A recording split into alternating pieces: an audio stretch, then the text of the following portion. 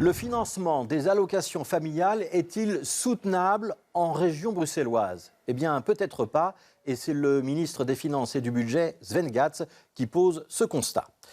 Depuis le 1er janvier 2020, il faut se rappeler que les allocations familiales ont été régionalisées. Ça veut dire que la Flandre, la Wallonie et Bruxelles sont désormais compétentes, chacune sur leur territoire, pour réglementer et verser ces allocations. Et si le montant par enfant ne varie pas beaucoup d'une région à l'autre, il y a par contre dans chaque région des suppléments, des majorations, des compléments qui sont spécifiques. En région bruxelloise, on a décidé d'aider plus particulièrement les familles à bas revenus. Ce transfert de compétences s'est accompagné d'une dotation financière versée par l'État fédéral, mais elle ne couvre pas ces suppléments et ces majorations.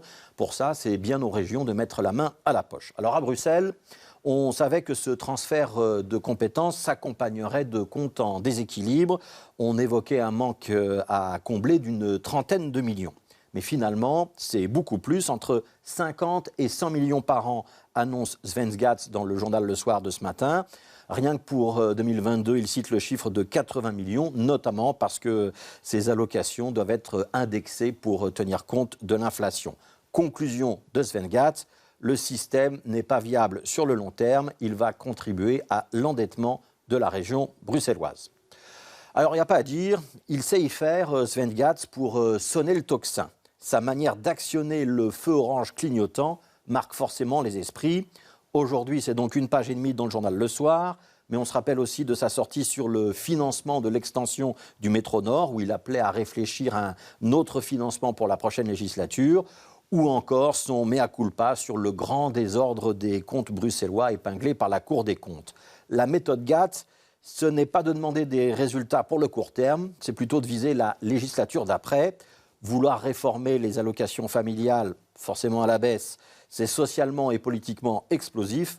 Annoncer qu'on devra le faire dans 2 ou 3 ans, ça passe beaucoup plus facilement.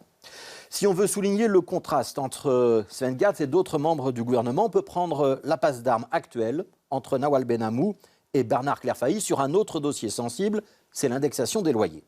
La secrétaire d'État au logement voudrait plafonner ces augmentations à 2%.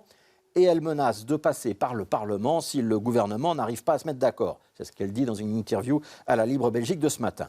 Le ministre de l'Emploi et des Pouvoirs locaux lui a répondu illico par communiqué de presse qu'il n'en était pas question. Titre du communiqué, je vous lis: « Cessons les solutions populistes et attaquons-nous aux problèmes avec des solutions concrètes. » Bref, entre ces deux-là, même s'ils sont dans le même gouvernement, la hache de guerre est visiblement déterrée.